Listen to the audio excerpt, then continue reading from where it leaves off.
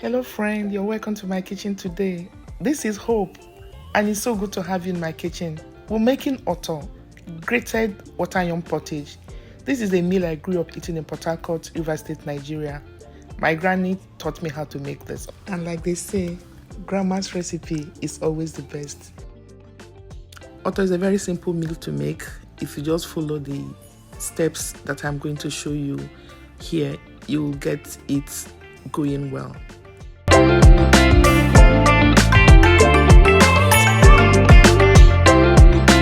The main ingredient is this water yam.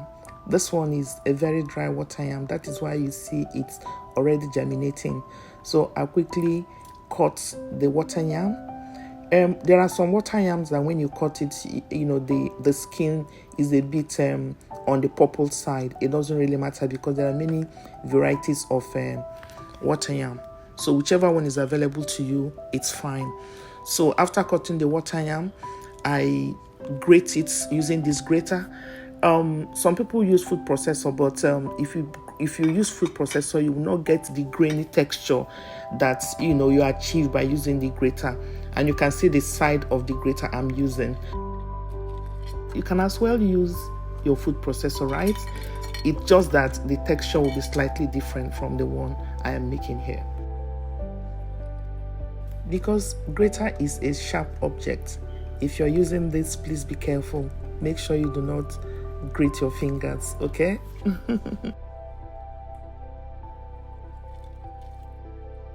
Grating completed, I place the grated water yam into a bowl. The other ingredients I'm using for this recipe are mackerel fish already pre-cooked, cow skin, smoked prawn, crayfish, opambo. That is what I grew up calling this. Opambo is also known as osakresa, is known as prekese, oyayak, and eidan. If you have this, please include it. Of course, you can still make this meal without opambo. Other ingredients are blended habanero and red bell peppers. I have 𝐬𝐞𝐝𝐢𝐚 crayfish seasoning. I have salt, and you need very good palm oil. So to get this classic local taste, I'll be using this beautiful clay pot to make this recipe because there is an infusion of taste that comes from this clay pot. So I place the clay pot with water and the oyayak or opambo on the stove top, and I'll be adding the other ingredients: cow skin, that's kanda. I add my pre-cooked fish. Next, I add the 𝐬𝐞𝐝𝐢𝐚 crayfish. I add the red bell pepper and habanero, roughly blended. I add onions. I also add the smoked prawn. I add some crayfish. I stir everything together, cover the pot, and I allow to cook for like 10 minutes.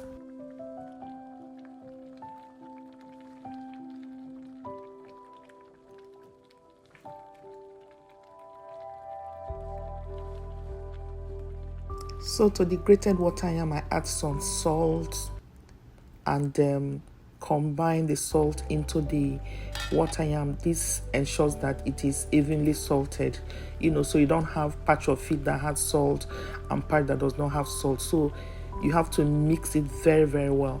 Some persons like adding Maggi or whatever seasoning of choice you want to. You could add it at this time and mix it very well. But I've already added 𝐬𝐞𝐝𝐢𝐚 crayfish to the sauce, so I'm not adding another seasoning to that apart from salt. So at this time, it's been 12 minutes. This has boiled and infused into the sauce. I take out the fish. This is to ensure that it doesn't get burnt, stuck on the pot. If you're using a non-stick pan or a non-stick pot, you don't need to do this because nothing is going to stick. But this is a clay pot, and I have to take off this. Then after putting the water in, which you will see me do, I'll reintroduce it. So I added a little bit more water because the water out there wasn't going to be enough for me to cook this evenly. And I add my palm oil, and I'll gently introduce spoonfuls of the grated water yam into the boiling sauce.